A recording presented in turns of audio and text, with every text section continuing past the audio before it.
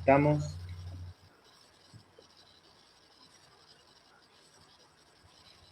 Listo. Bueno, hola, buenas tardes, buenas noches a todos. Muchas gracias por acompañarnos en este evento.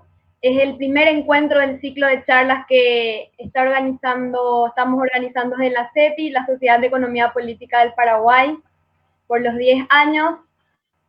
Acá tenemos al compañero Julio Gambina desde Buenos Aires y el compañero Luis Rojas desde Lambaré. Quien les habla, Antonella Ley. Hola, estoy en San Lorenzo, Paraguay.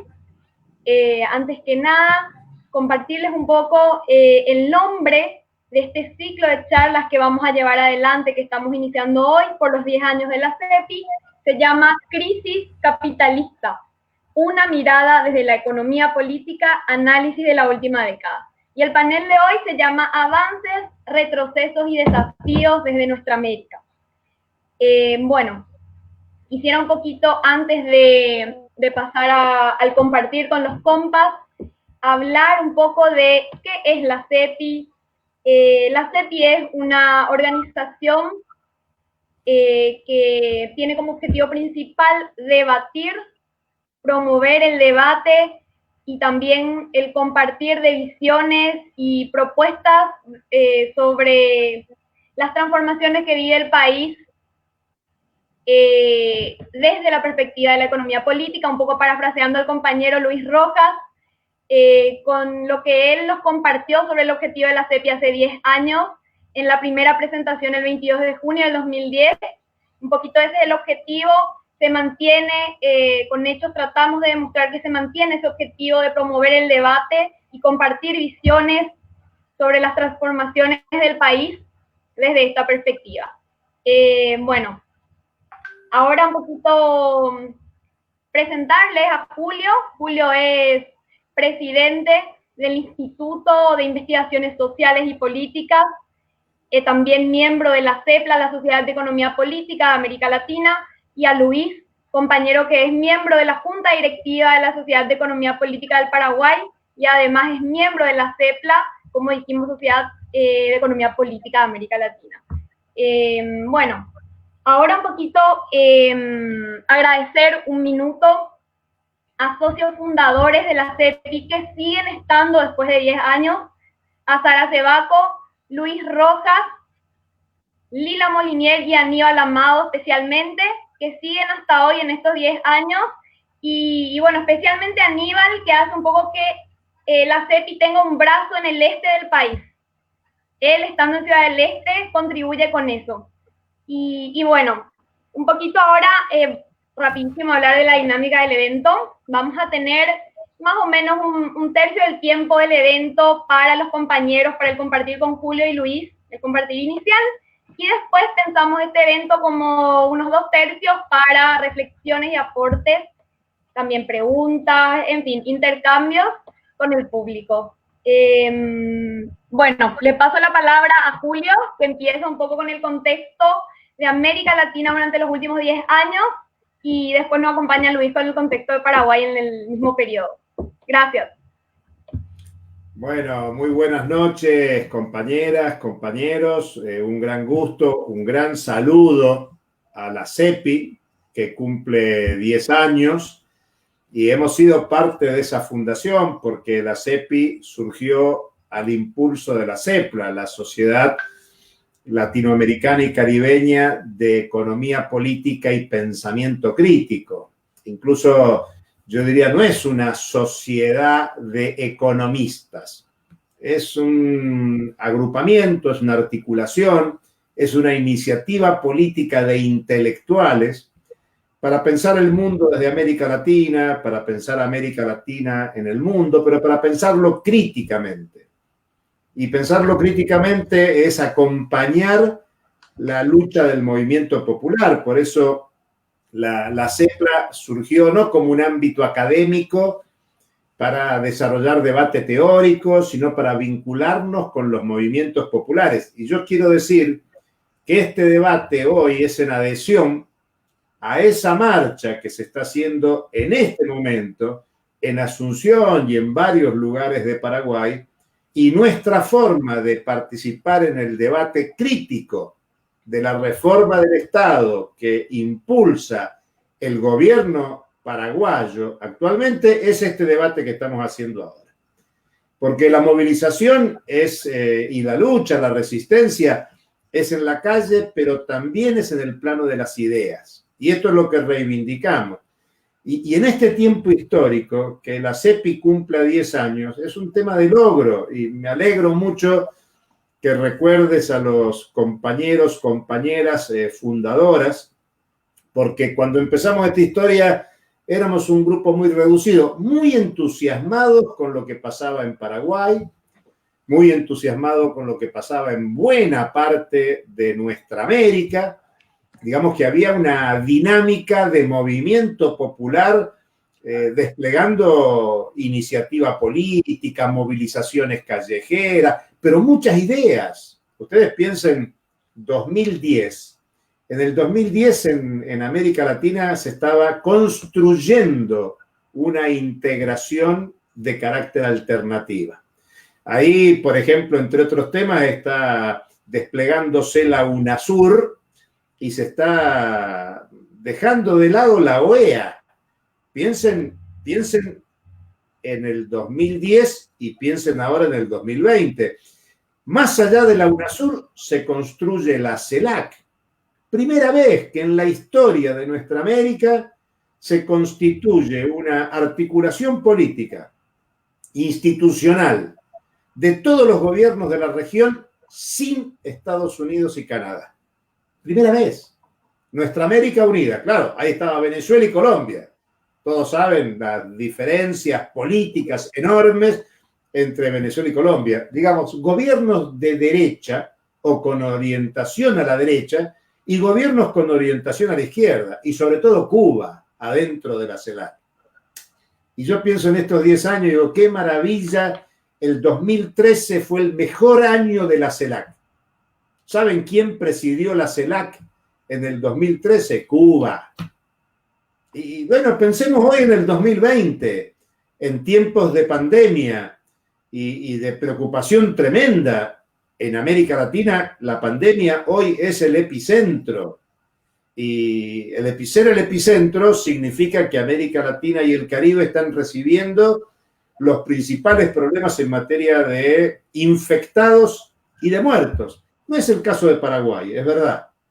Ni del Uruguay ni de la Argentina, que están, dicho entre comillas, relativamente bien en comparación a cómo está Brasil. Pero claro, Brasil es tan grande que todo es grande en Brasil y por lo tanto la pandemia golpea fuerte.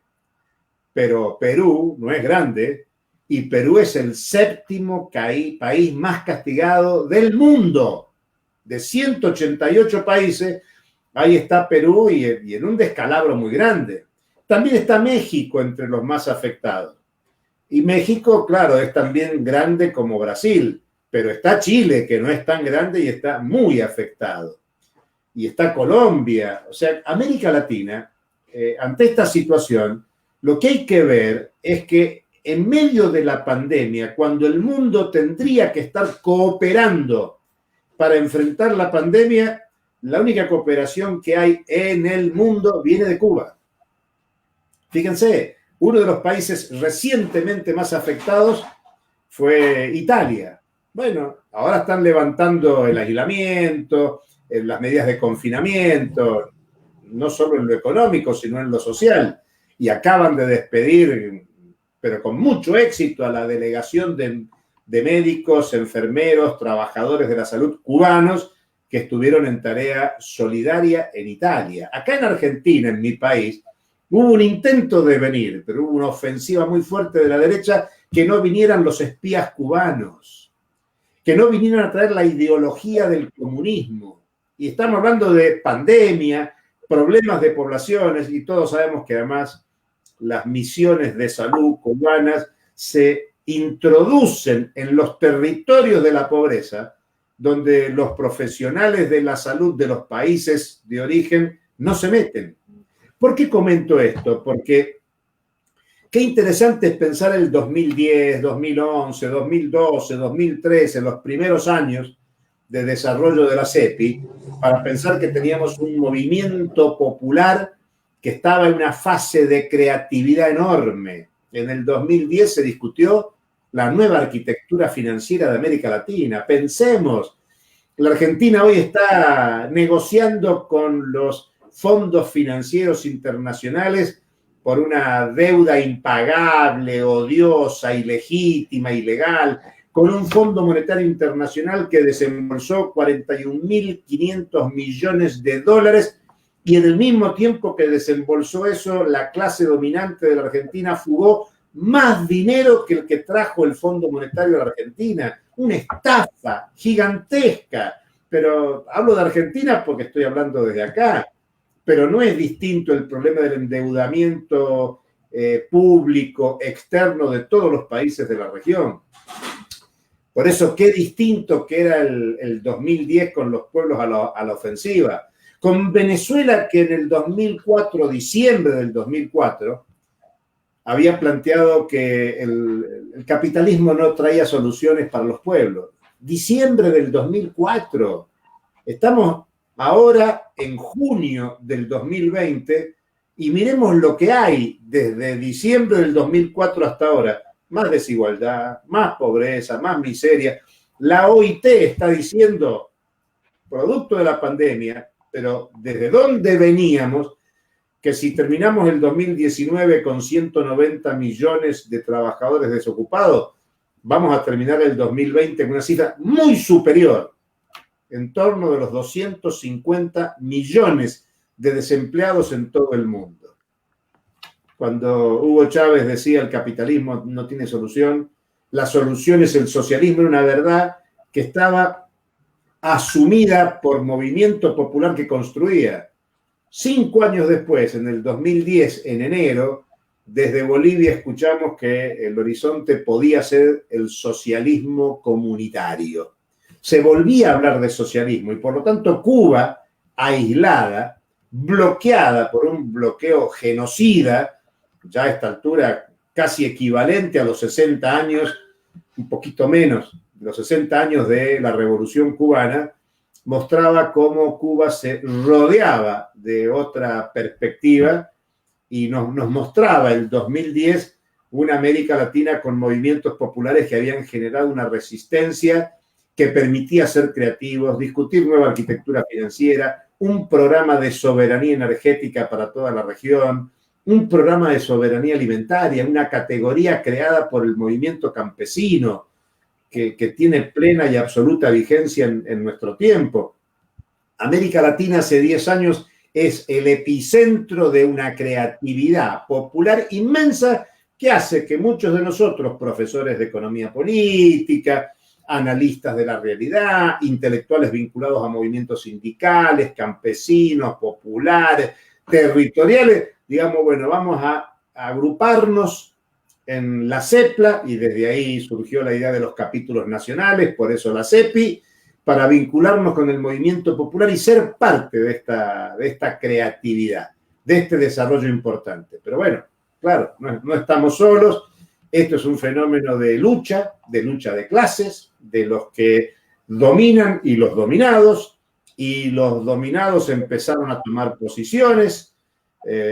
Un indígena gobernando Bolivia, eso era impensable y no se pudo permitir, por eso el golpe de Estado a fines del 19, pese a haber ganado una elección por la vía constitucional, respetando las leyes, la legislación, y tenemos este cuadro, los golpes, cómo avanzaron en Honduras, en Paraguay, en Brasil, en Bolivia.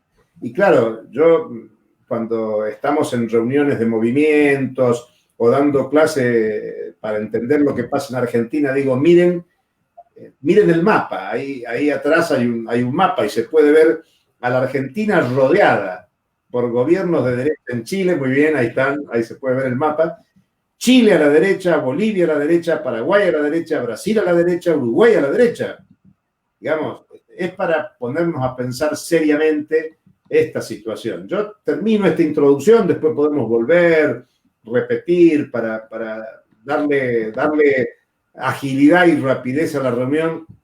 diciendo que América Latina venía en un desarrollo más que interesante, pero claro, en el 2007-2008 se cruzó en el plano mundial la crisis mundial del capitalismo, la crisis mundial de la lógica neoliberal que había empezado con el golpe de Estado de Chile en el 73. Acuérdense que el gran ensayo neoliberal son las dictaduras militares del Cono Sur. Es más, el Plan Cóndor, que fue revelado con los descubrimientos de sus archivos, precisamente en Paraguay, mostraba la transnacional del terror. Entonces, Sudamérica es el territorio donde surge la liberalización, la mundialización, y eso estalla en el 2007, 2008, 2009. Y la respuesta no vino por más izquierda. Vino con cambio político por las luchas populares en la región, sí, pero a nivel mundial vino el trumpismo, 2016 en Estados Unidos, el Brexit, con Johnson ahora al frente de Gran Bretaña, los nacionalismos. Yo recordaba un debate de Brasil de esta semana, que la gran consigna en Brasil era fora Temer. Pero fora Temer, Temer se fue y el que vino es Bolsonaro.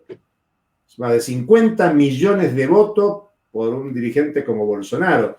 Lo que quiero señalar es que la crisis capitalista del 2007-2009, de hace 10 años, no tiene un desemboque por izquierda, y este es un desafío para el pensamiento crítico.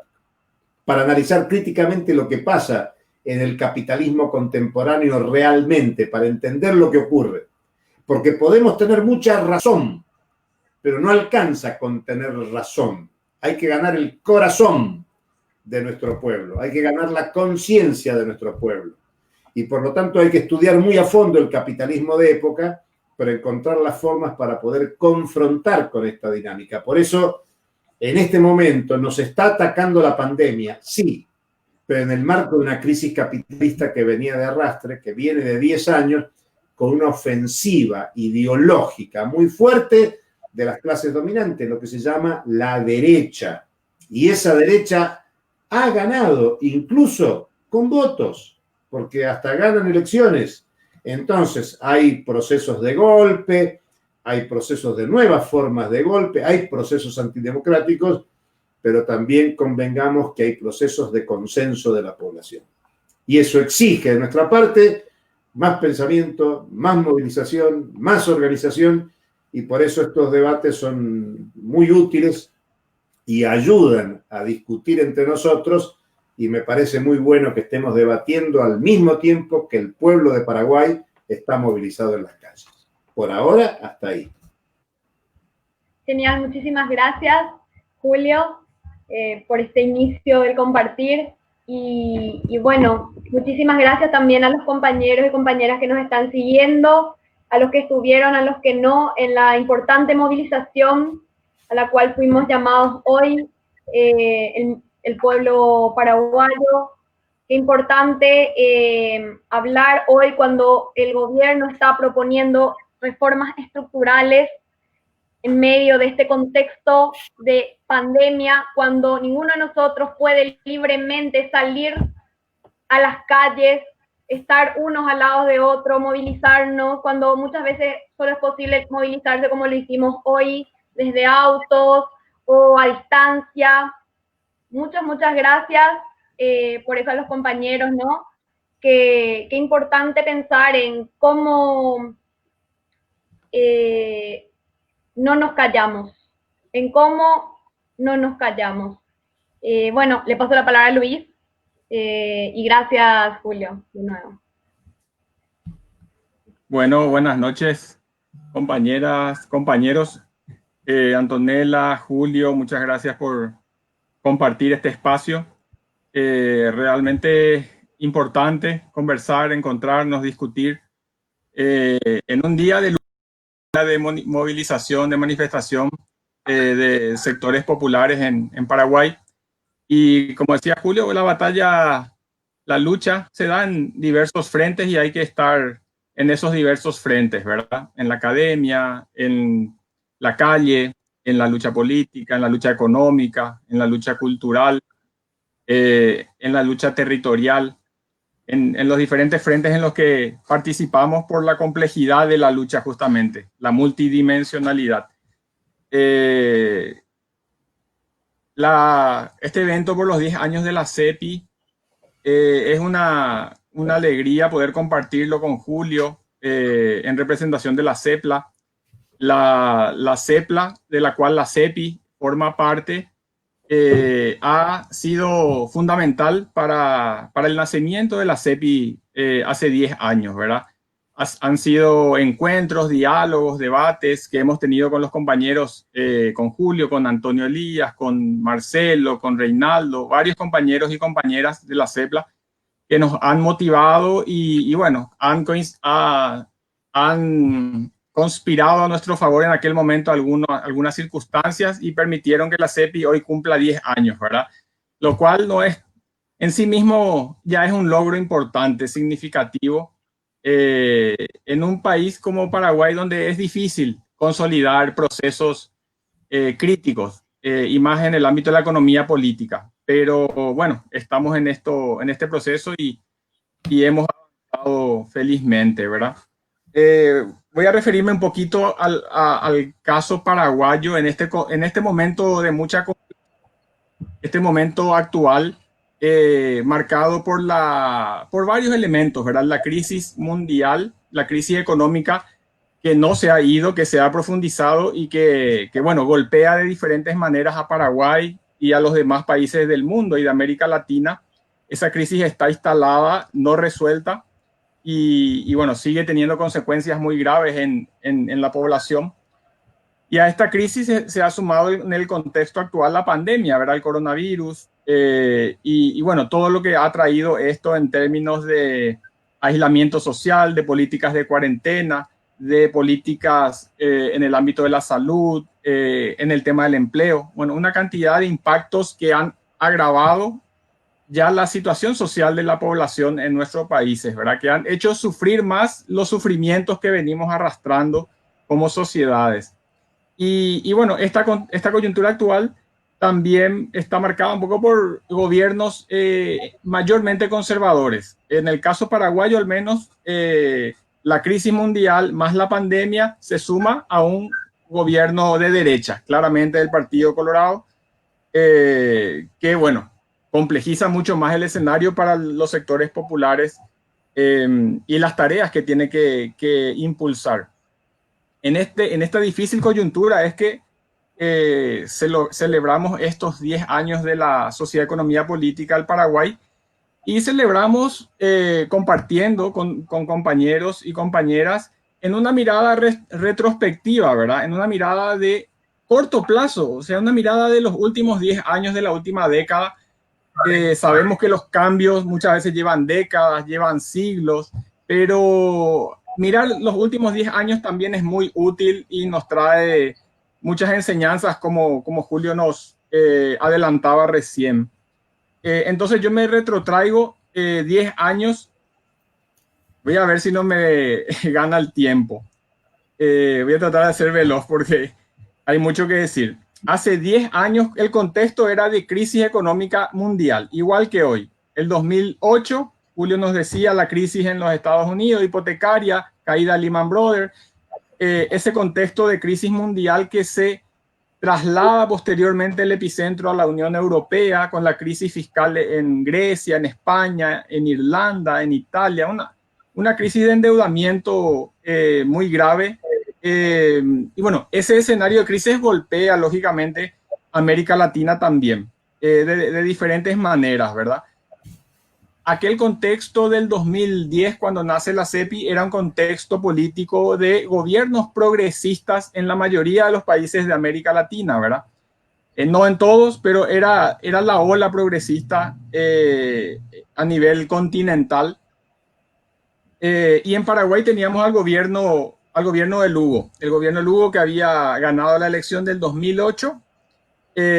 Y bueno, la CEPI nace en el 2010 Y el gobierno de Lugo tenía la tendencia, digamos, a ser un gobierno de la ola progresista, pero con sus particularidades. Estaba asociado a un partido de derecha, como el Partido Liberal, con sus debilidades propias del proceso paraguayo.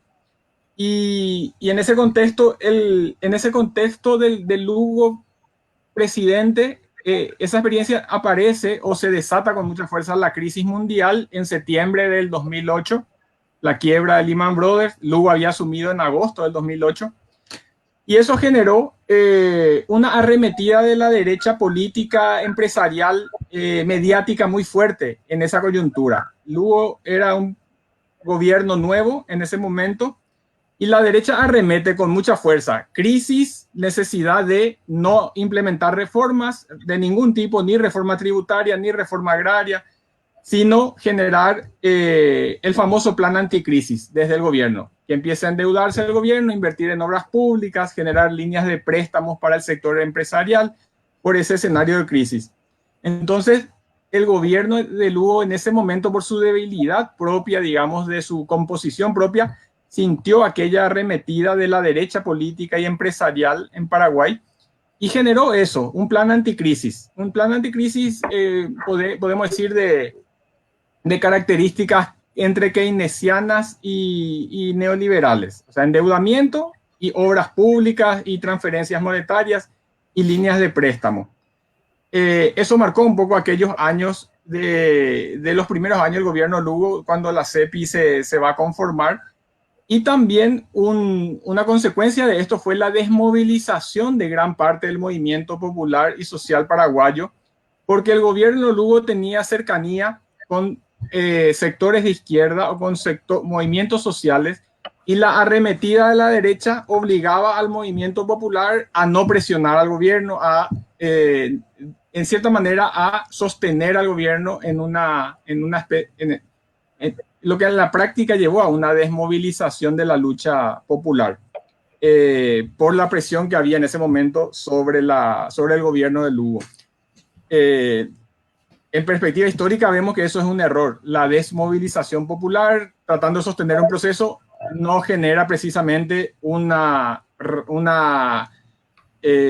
camino de izquierda, sino genera una resistencia que termina inmovilizando las acciones del gobierno. Bueno, en esa coyuntura nace la CEPI en junio del 2010, un día como hoy, 22 de junio, con un panel debate en el Cabildo en Asunción, que se llamaba justamente el cambio remando contra la crisis mundial.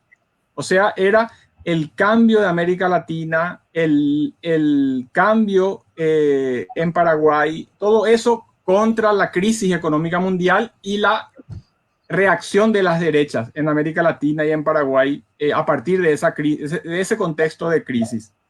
Entonces, en aquel panel debate, bueno, discutimos justamente esto. La caracterización de la crisis: era una crisis nueva, era una crisis histórica, era una crisis que estábamos superando o que se estaba profundizando, y cuáles eran las salidas a la crisis.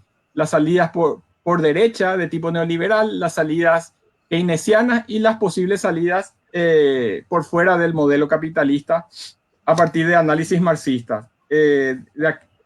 Sobre aquello discutimos, pero en Paraguay prevalecía el discurso, el análisis de derecha. La hegemonía mediática cultural estaba en manos de referentes miembros del sector conservador en Paraguay.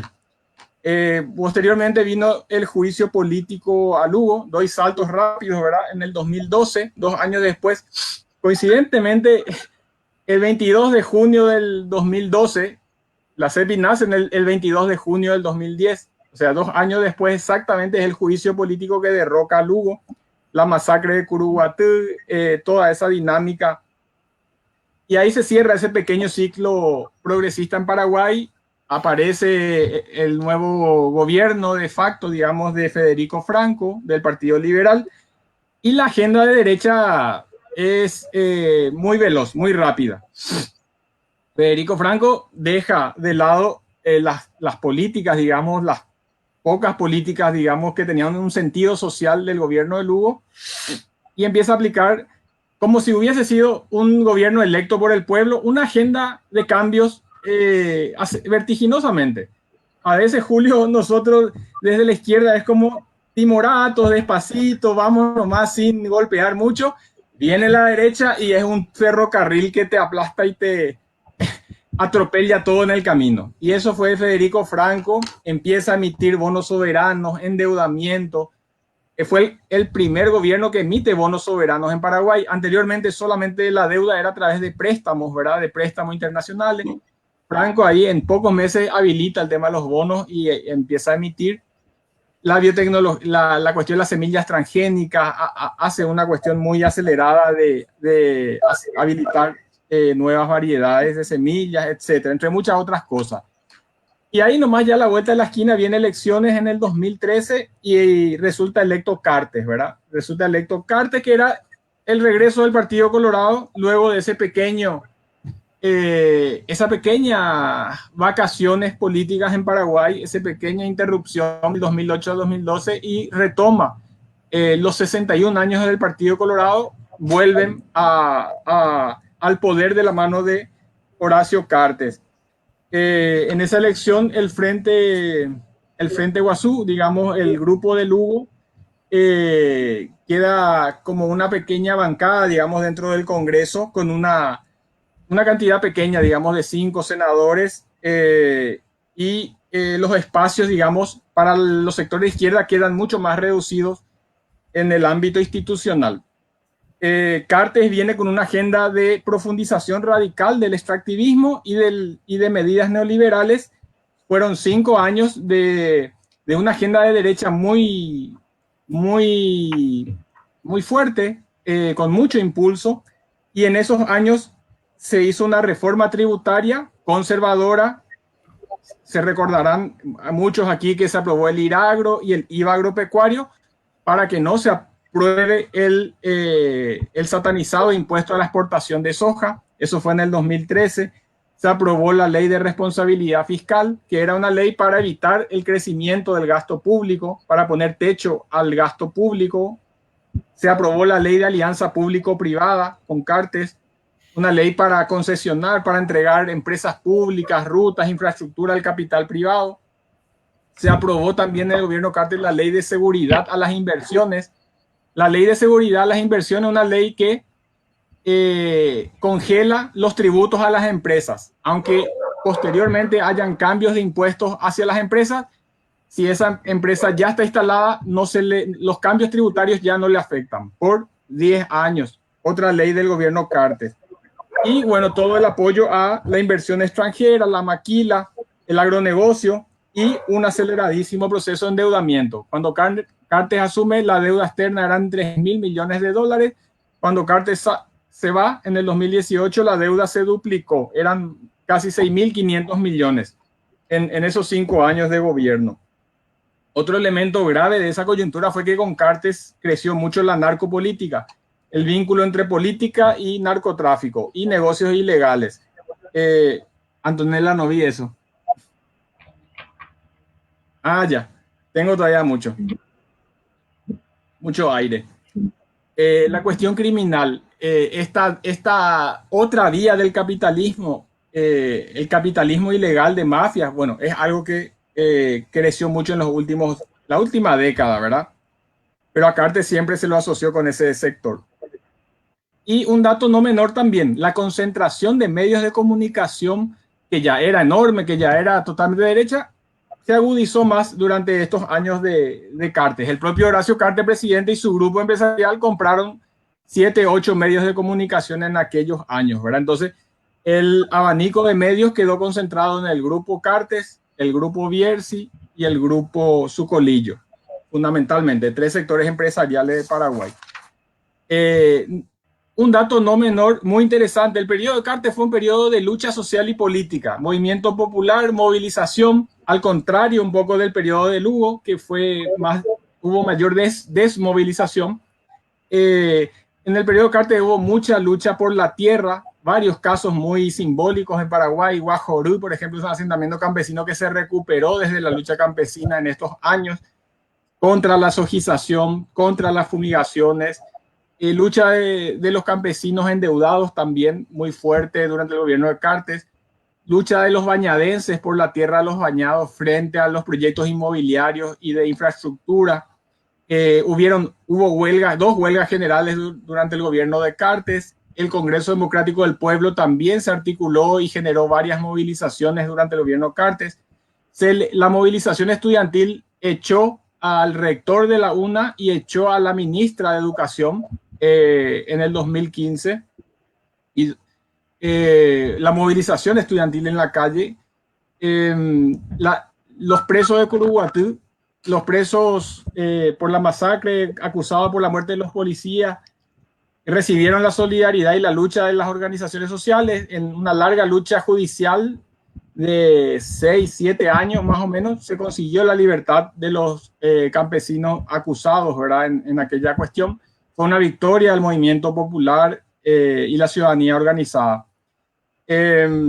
Bueno, después vino aquella crisis en el 2017, ¿verdad? La crisis política por la reelección, por la enmienda, que fue una lucha de grupos oligárquicos, grupos de poder, el sector de Cartes contra otros sectores económicos en Paraguay, el sector de Sucolillo, Bierzi, de Mario Abdo Benítez.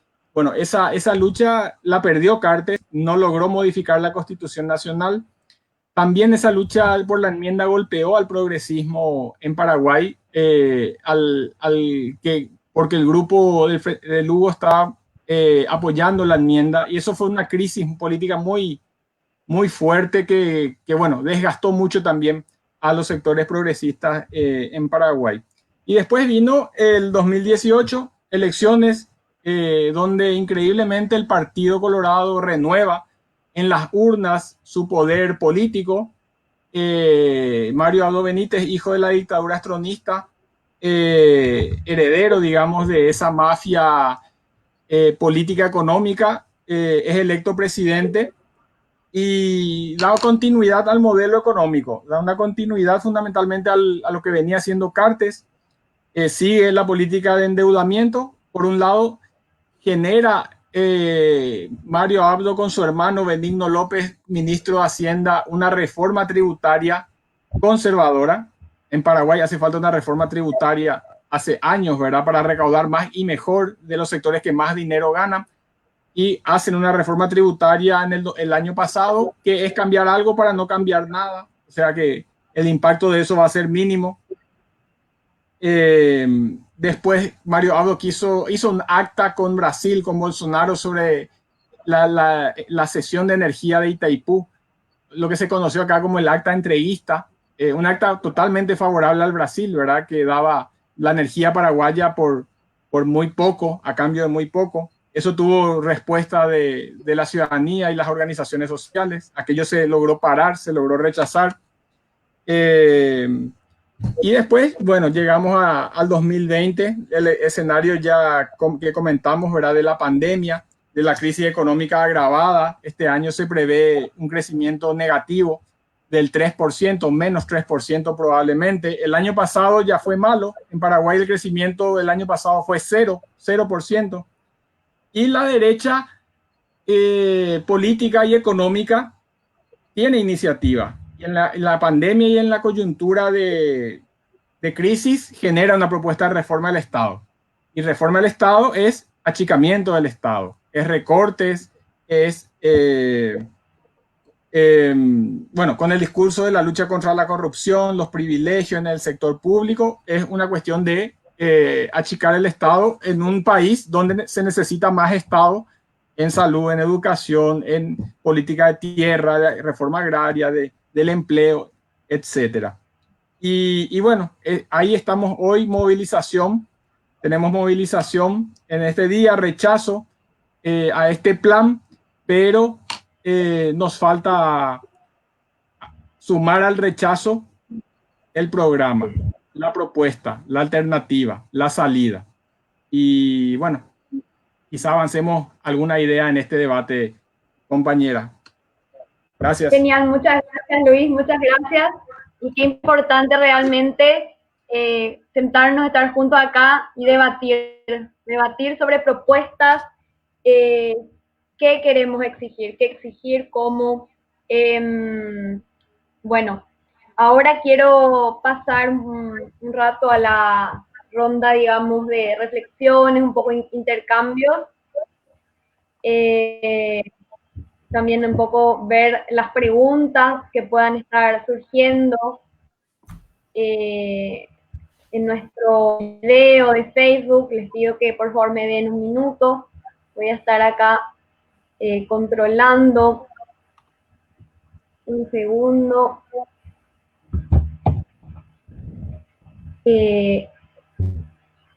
No sé si un ratito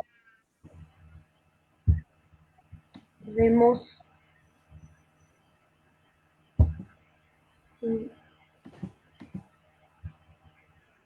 Un segundo, por favor, a todos. Estoy acá haciendo la lectura.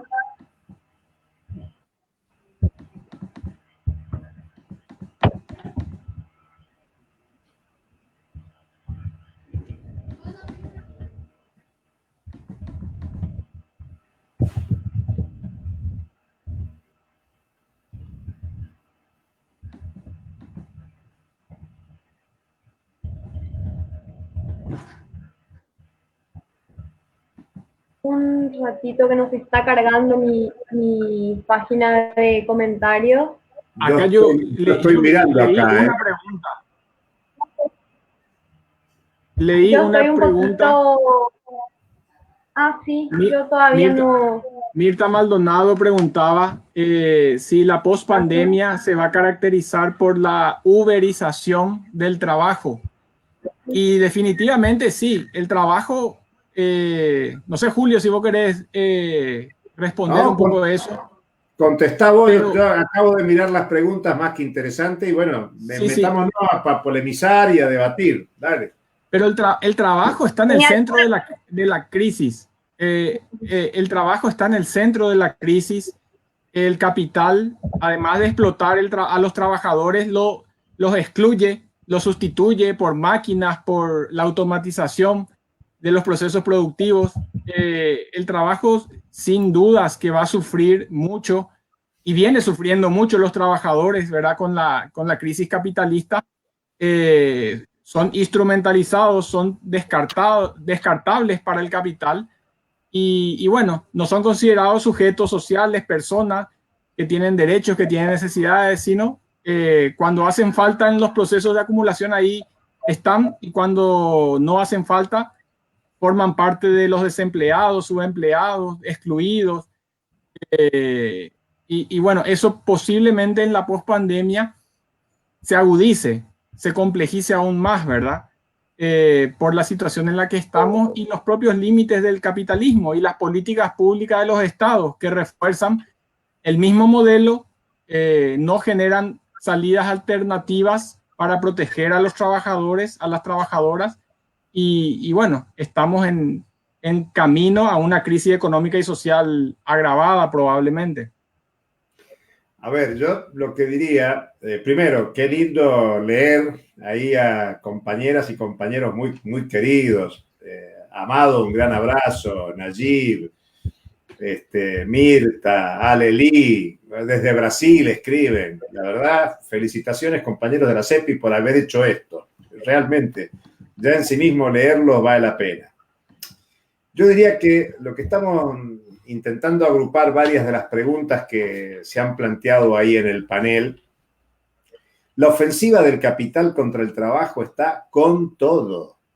Yo te diría, Mirta, no es un tema de la pospandemia.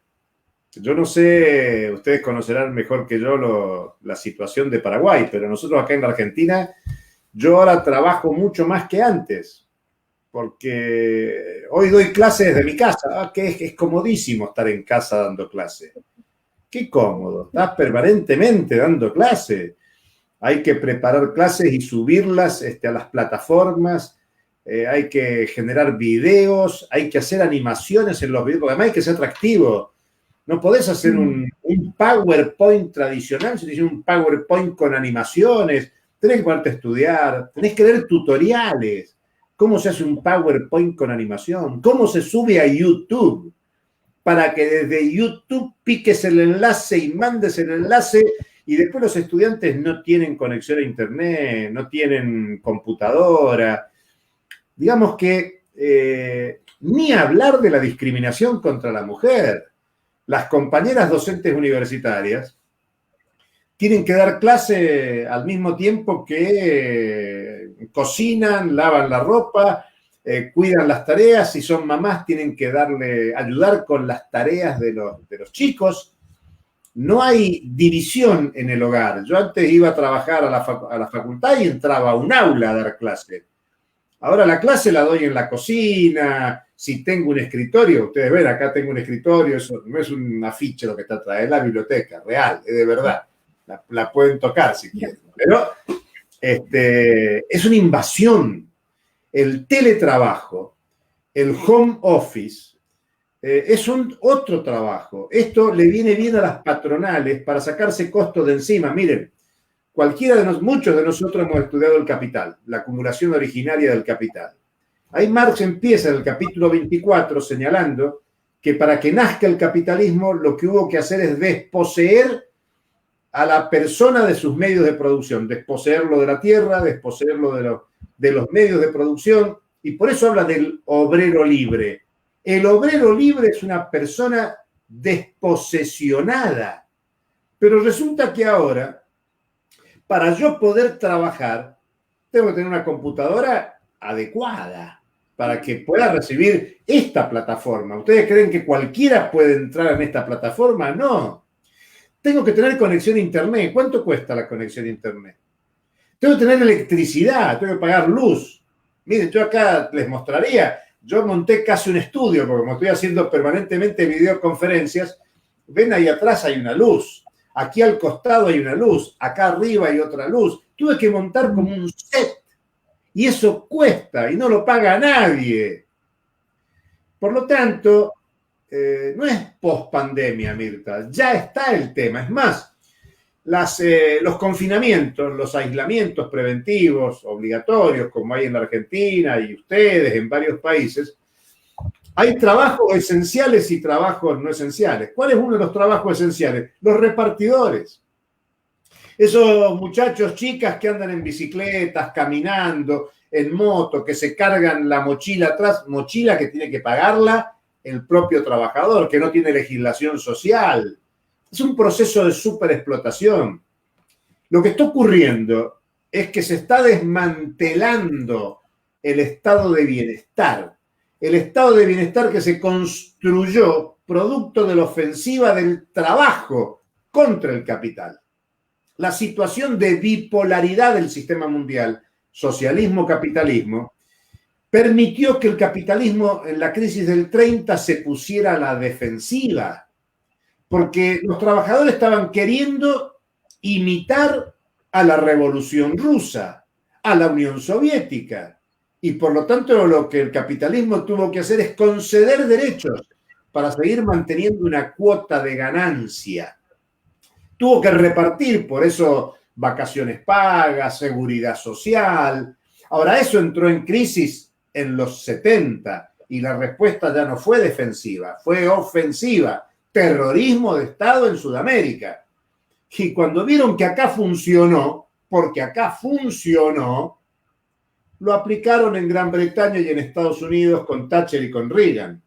Y desde ahí se fueron con todo y destruyeron la perspectiva de bipolaridad con la caída del muro, la desarticulación de la Unión Soviética. Claro, ahí había errores a patadas y algún día, si quieren, discutimos los errores y horrores que supuso esa experiencia de construcción del socialismo. Pero lo que vino fue la ofensiva brutal del capital contra el trabajo. Recién Luis insistía en la crisis del 2007, 2008, 2009, pero fíjense, se cayó el mundo bipolar y lo que tuvimos es un mundo mucho más desigual. Nos dijeron que se había acabado, que era el fin de la historia, que iba a venir todo felicidad, armonía, amor y paz. Y sin embargo tenemos guerra, militarización, crecimiento del gasto militar. Por ahí preguntan sobre la deuda. La deuda sigue siendo el gran mecanismo de dominación a escala mundial. ¿Cuál es el país más endeudado del mundo? Estados Unidos. ¿Cuáles son los países más peligrosamente endeudados para someter al mundo entero? Los países capitalistas desarrollados. Claro, Argentina hoy está discutiendo si entra en default o no en default, pero Argentina no mueve el amperímetro del sistema mundial. Ya pasó en el 2001, Argentina no pagó su deuda, y lo digo medio irresponsablemente, ¿eh? No pasó nada. El sistema mundial no cayó por el default argentino. El sistema mundial lo están sosteniendo en base a la emisión monetaria que genera Estados Unidos, que genera Europa, porque el euro nació para competir contra el dólar, no para competir con nuestras monedas nacionales. Y la deuda, por lo tanto, es un mecanismo que manejan como quieren la banca central de los países capitalistas desarrollados. En este momento, están emitiendo moneda y deuda en cantidades insospechadas. Los mismos personajes, hombres y mujeres, que hablan en contra de la emisión monetaria, que dicen que la emisión monetaria es inflacionaria, que hay que hacer políticas monetarias restrictivas. Esos mismos tipas, que hace décadas nos vienen enseñando en las facultades la política liberal, la política monetarista ortodoxa, hoy le están dando la maquinita con todo y transfieren permanentemente la crisis a todos los países del sistema mundial. Miren, la crisis, para ser mundial, tiene que tocar en el epicentro de la dominación. ¿Por qué esta es una crisis mundial del capitalismo? Porque la crisis está en Estados Unidos. Ahora, ¿qué hace Estados Unidos? Profundiza el nivel de represión. Fíjense, el pueblo sale movilizado a las calles y como novedad es el pueblo blanco contra la represión negra. Es lo que se ha visto en estos últimos días. Maravilloso, interesante. Ahora ellos no frenan, continúan, pueden tomar un poquito de distancia, pero vuelven con su ofensiva. Principio de junio desembarcaron las tropas estadounidenses en Colombia. Sigue siendo Colombia el punto del ariete, vecino de Venezuela. Porque Venezuela, ¿cuál es el problema? Es el reservorio de petróleo más importante del mundo. Estados Unidos tiene el petróleo venezolano a 3 días de transporte, contra un petróleo que está a 47 días de Medio Oriente. Y Estados Unidos es el primer productor mundial de petróleo, sí, pero es el principal consumidor y necesita resolver a largo aliento ese petróleo barato venezolano. Y además, encima los venezolanos, lo hagan bien o lo hagan mal, hablan de socialismo del siglo XXI, hablan de anticapitalismo, generan economía popular, tienen tremendos problemas, lo mismo que los cubanos, pero ensayan un discurso e intentan una práctica que no siempre sale bien, ni en Venezuela, ni en Cuba, ni en cualquier territorio, porque recién Luis decía nos falta el programa. Yo diría, Luis, incluso para que discutamos, para polemizar, a mí no me preocupa tanto el programa si nuestros sujetos, campesinos, trabajadores, en la práctica cotidiana hoy construyen ese programa. Por ejemplo, la soberanía alimentaria. Eso fue creado por el movimiento campesino. Lo que tenemos que instalar nosotros es con más fuerza discutir qué es la soberanía alimentaria, esa capacidad del pueblo paraguayo, argentino, sudamericano por discutir qué producir, cómo distribuir, cómo cambiar el modelo de consumo. Eso es lo que tenemos que instalar.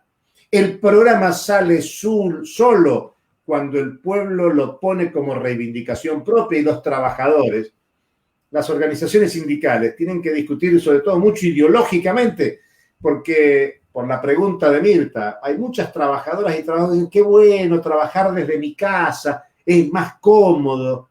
Mirá, lo que está ocurriendo es que van contra los convenios colectivos de trabajo, van por la flexibilización y por la superexplotación de los trabajadores y mucho más de las trabajadoras. Por eso yo creo que esto hay que verlo como ofensiva. Estamos en una etapa de ofensiva del capital contra el trabajo que empezó a comienzos de los 70. Claro, como nosotros tuvimos nuestro veranito, muy bien lo explicaba Luis recién, lo que se representó el 2008-2012 en Paraguay. Yo me acuerdo de haber discutido con muchos de ustedes en el 2012, cuando había una queja generalizada, una bronca generalizada, pero una desazón. Y yo decía, no, compañeras y compañeros, esto es parte de la lucha de clase, lo que aprendió, lo que ejercitó, lo que experimentó el pueblo paraguayo durante ese tiempo fue constituir, poner en evidencia una política de izquierda. Es más, la CEPI está cumpliendo 10 años, la CEPI no estaba antes del 2008. ¿Y qué? ¿Tiene que ver con alguna genialidad de alguien que se le ocurrió crear la CEPI? Tiene que ver con la dinámica de lucha de Paraguay, pero de toda nuestra América. Es más, la categoría Nuestra América, levantémosla más. No lloremos sobre la leche derramada, sino asumamos la experiencia de nuestro pueblo. Y en el mejor estilo, perdonen que hable de nuevo de Cuba. Yo la llevo en el corazón a Cuba, creo que es la mejor experiencia en el mundo de intento de construir una sociedad alternativa. Hace 30 años que cayó el muro de Berlín, empezó el desarme del socialismo en el este, y muchos dijeron, ahí a la vuelta cae Cuba. Y Cuba sigue. Ya van a ver cuando se muera Fidel. Y Fidel se murió. Y hay recambio. ¿Está todo bien? No, no está todo bien. Hay todo por hacer. Porque construir una sociedad alternativa requiere sobre todo mucho conciencia, corazón de que estamos construyendo algo distinto. Por eso nosotros no es un tema de pesimismo u optimismo. Hay que ser realistas. Y mirar que lo que está ocurriendo, lo que acontece, es una brutal ofensiva. ¿Por qué hay pandemia? Porque el modelo productivo afecta a la naturaleza, afecta a los animales, afecta al ser humano. Y vamos a vivir de pandemia en pandemia. ¿Es responsable la pandemia? La pandemia tiene una parte de responsabilidad, ¿cómo no? Pero el problema viene de antes. Y la salida, compañeras y compañeros, está viniendo por derecha. No está viniendo por izquierda. Ese es un desafío para nosotros, los que asumimos el proyecto de la izquierda. Hay que renovar teóricamente. Recrear teóricamente es volver a la fuente. Porque si hay alguna invariante en Carlos Marx, es la crítica de la economía política, la crítica teórica, pero también la crítica del orden social, económico concreto. Ese es nuestro desafío. Y aprender junto con la lucha de nuestro pueblo. Yo, la verdad, cuando me enteré de la movilización hoy en Paraguay, me alegra sobremanera. Lo que yo quiero escuchar son movilizaciones. Cuando tiraban las estatuas de los esclavistas en Inglaterra, me emociona. Cuando se cuestiona a Colón, me emociona. No estoy hablando de tal o cual persona, sino de los acontecimientos, porque América Latina nació al capitalismo subordinada por el descubrimiento, la conquista y la colonización que enterró la civilización preexistente. Y no quiero ser idealizador de la civilización preexistente, pero sí hay que ser coherente y consciente de que América Latina tributó al origen del capitalismo mundial con el genocidio. Y hoy estamos reproduciendo esa lógica. Con lo cual, para ser coherente y consecuente con 10 años de la CEPI, tenemos que mirar este tiempo de crisis, donde en toda crisis está la iniciativa del poder, sí, por subordinarnos más, pero también está la iniciativa nuestra. Por eso, excelente celebrar los 10 años de la CEPI, y que esto nos entusiasme para celebrar los 15, los 20, y ojalá ya no sea con aislamiento preventivo, obligatorio, sino que podamos juntarnos y abrazarnos y poder mirarnos a la cara para pensar críticamente este tiempo. Genial, muchas gracias, Julio. Quiero hacer algunos comentarios y después seguir leyendo las preguntas que tenemos acá. Antes que nada, pedirle que luego Luis nos pueda comentar un poco qué es la uberización, qué se entiende por uberización, que es un concepto que comparte una compañera. Después hablar, subrayar lo que dice Julio, el aumento de la precarización laboral, todo lo que se trae, lo que trae consigo el hecho de estar trabajando desde nuestros hogares, hablar un poco, o mejor dicho, tirar la pregunta, y esto para ambos panelistas, si podría ser una alternativa interesante aumentar el gasto público en Paraguay a través tal vez de una expansión monetaria, ¿por qué no?, del Banco Central. ¿Cómo podríamos pensar, además de cambiar lo que hasta ahora se nos impuso con la ley que compartió el compañero Luis, de responsabilidad fiscal, que nos impone un déficit fiscal de no más de X%, que no es más del 1,5%? ¿Cómo si pensamos en aumentar el déficit, qué implicancias tendría? ¿Estaría bueno aumentar el gasto público? ¿Por qué sí, por qué no? Bueno, después leer ahora unas preguntas que tenemos acá. Una, la leo ya, parcialmente fue respondida, pero la leo, de nuestra compañera Leli. Se ha escuchado que algunos intelectuales presentan al COVID-19 como una suerte de tumba del neoliberalismo. ¿Cuál es la lectura de los panelistas al respecto y cuáles serían los posibles escenarios? Bueno, les paso una segunda pregunta y después les paso la palabra. Dice Tamara Barreto, ¿se podría hablar de un avance o sostenimiento de una economía solidaria en la post-pandemia, justamente impulsado por el poder popular que se significa hoy o se representa en las ollas populares y en la solidaridad del pueblo campesino, del campesinado pequeño productor para con las comunidades urbanas y conurbanas? Y bueno, les paso la palabra, no sé si quién quiere responder primero. Vamos, Luis. Bueno. Y después Julio, por favor. Intercalamos. No tenemos que ser largueros, Luis. Es difícil ¿cómo? para nosotros, que no tenemos que ser largueros, digo. Cierto. No, somos muy largos. Acá en Paraguay se dice micrófono Yara. El que se cree dueño del micrófono. Exacto. No suelta nunca el micrófono. Bueno, muchas cosas, ¿verdad? Julio debatió muchísimos temas re interesantes, las preguntas de la gente también, ¿verdad? La uberización, bueno, es el símbolo. La uberización es el símbolo de la precarización actual del trabajo, ¿verdad?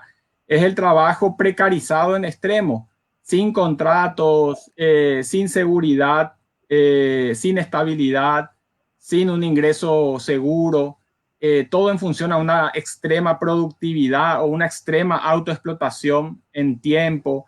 El Uber es ese símbolo del trabajo en el siglo XXI, en esta época, ¿verdad? Una precarización o una funcionalización del trabajo al capital de una manera totalmente desregulada en favor del capital, en favor del sector empresarial.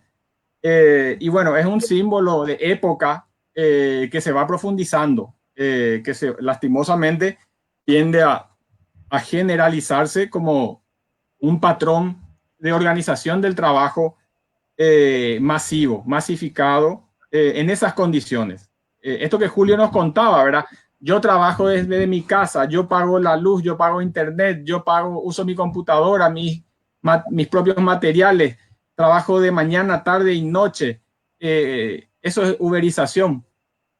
Nosotros costeamos parte de los costos de producción, o la gente costea, el docente dando sus clases desde su casa y bueno, es un poco el símbolo de esta época, ¿verdad? Y que yo creo que es equivalente a un mal vivir de la gente. Vivimos mal, vivimos sobreexplotados, vivimos sobrecargados, ya no disponemos en el capitalismo, en el neoliberalismo, ya no disponemos de tiempo libre, no podemos leer un libro por gusto, no podemos hacer una actividad familiar, ir a la plaza, salir a un parque. Estamos corriendo todo el día tratando de alcanzar a cubrir las cuentas, ¿verdad? de del día a día, de llegar a fin de mes, de pagar el alquiler, la casa, los diferentes gastos, ¿verdad?, que recaen sobre las familias trabajadoras. Entonces, esta marca de época es un símbolo de un mal vivir de época, ¿verdad?, de un sufrimiento colectivo, pudiendo tener una sociedad distinta. Podemos tener una sociedad distinta, donde se respete el trabajo, se remunere con justicia, donde haya un respeto al medio ambiente, a la gente. Bueno, esa es la tarea de construir, ¿verdad?, esa alternativa. Entre las preguntas que hicieron también, bueno, lo de gasto público. Lógicamente en Paraguay hace falta más gasto público. El Estado paraguayo tiene la presión tributaria más baja del continente, 12%, cuando el promedio del Mercosur de presión tributaria es 30%. No llegamos ni a la mitad. O sea, de recaudación de impuestos no llegamos ni a la mitad del promedio Mercosur. En gasto público, Paraguay está en 19% del Producto Interno Bruto, en gasto público. Y el promedio de la región de los países del Mercosur está por encima del 35%, casi 40% de gasto público. Estamos lejísimos. Lógicamente necesitamos más Estado, más gasto público, más política educativa, más presencia del Estado en la reforma agraria, en el fomento del empleo, del trabajo, de las pequeñas empresas, las cooperativas, la agricultura familiar. Bueno, demasiadas deudas de parte del Estado en América Latina en general y en Paraguay con mucho más gravedad y crudeza, ¿verdad? Esa ausencia del Estado en sectores demasiado importantes, ¿verdad? ¿Cómo financiar? Primero que nada con impuestos. Necesitas cobrar más impuestos a los sectores de altas ganancias, sojeros, ganaderos, sistema financiero, tabacaleras, empresas agroexportadoras, impuesto inmobiliario rural, bueno, diferentes fuentes. Emisión es posible, ¿verdad? Financiar parte de esto con emisión, pero no, yo creo que no es una solución el tema de financiar solo con emisión de dinero. En un país con una moneda como el guaraní, ¿verdad? Una moneda que solamente puede utilizarse aquí internamente. No tenemos el poder ni del dólar, ni del euro, ni del yuan para disputar un espacio monetario internacional, ¿verdad? Bueno, después también preguntaban sobre la pandemia, ¿verdad? Que ¿es la pandemia la crisis o el capitalismo generó su propia crisis? Y si esta pandemia, el COVID, es la tumba del neoliberalismo o no. Evidentemente no. La pandemia se suma a la crisis estructural del capitalismo que en su crisis más reciente, más innegable, se inicia en el 2008. Esa crisis capitalista que es 30 años de neoliberalismo, como Julio decía, desde los 70, terrorismo de Estado, Pinochet, Videla, Stroessner, neoliberalismo, políticas para el capital, para la acumulación, contra los trabajadores, para la desposesión. Eso generó una acumulación de capital enorme en manos de las corporaciones transnacionales, del sector empresarial. Ese capital ya no logró reproducirse. Normalmente la reproducción del capital a partir de la década del 2000 se vuelve compleja, difícil, porque la clase trabajadora mundial está empobrecida, tiene bajo poder, baja capacidad de consumo, baja capacidad de demanda de las mercancías que produce el sistema capitalista. El consumo mundial está deprimido en cierta manera. La sobreacumulación del capital del modelo neoliberal es enorme. La capacidad de producción de mercancía es gigantesca. Bueno, eso lleva a las inversiones riesgosas. El capital empieza a arriesgar su capital en inversiones cada vez de mayor riesgo. En este caso, el mercado hipotecario en Estados Unidos. La crisis estalla en el mercado hipotecario. Los préstamos para viviendas que no pueden devolverse, que no se pueden recuperar, y genera la quiebra de las empresas financiadoras, hipotecarias y del sistema financiero en Estados Unidos, ¿verdad? Esa crisis no desaparece, lo que veníamos conversando, esa crisis se extiende desde el 2008, hoy estamos en 2020, 12 años, es una crisis sistémica, capitalista, por donde se la mire, civilizatoria. El capital sigue en lo mismo, buscando reanimar los circuitos de reproducción del capital, y los estados son cómplices en esa línea de intervención. Las políticas de los estados son neoliberales, siguen siendo las líneas trazadas por el Fondo Monetario, por el Consenso de Washington. El endeudamiento es un eje fundamental en esta recuperación o en este sostenimiento del capitalismo tambaleante, pero sostenimiento, en fin. El sobreendeudamiento, Julio nos hablaba del endeudamiento demencial del Estado argentino, pero lo mismo pasa con el Estado norteamericano, el japonés, varios estados europeos, el griego, el español, con deudas superiores al 100% del Producto Interno Bruto. Nosotros, los ciudadanos, la gente, los trabajadores, estamos sobreendeudados. Debemos por la casa, préstamos hipotecarios, debemos por el auto, debemos tarjetas de crédito, debemos préstamos por electrodomésticos, debemos cuotas por los lotes donde vivimos.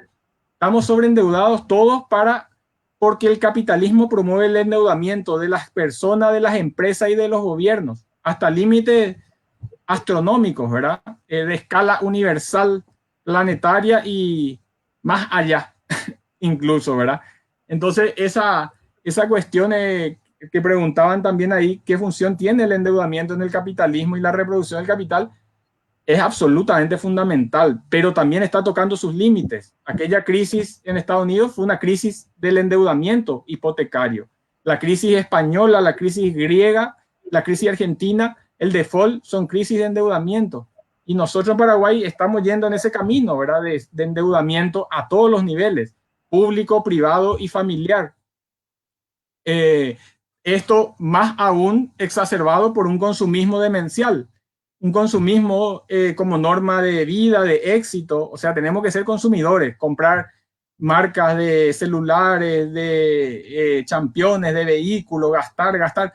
Una dinámica mercantil absoluta, ¿verdad? Porque el capital necesita vender, reproducirse, invertir y ganar. Elevar su tasa de ganancia, recuperar el crecimiento económico a costa de el mal vivir de las grandes mayorías, ¿verdad?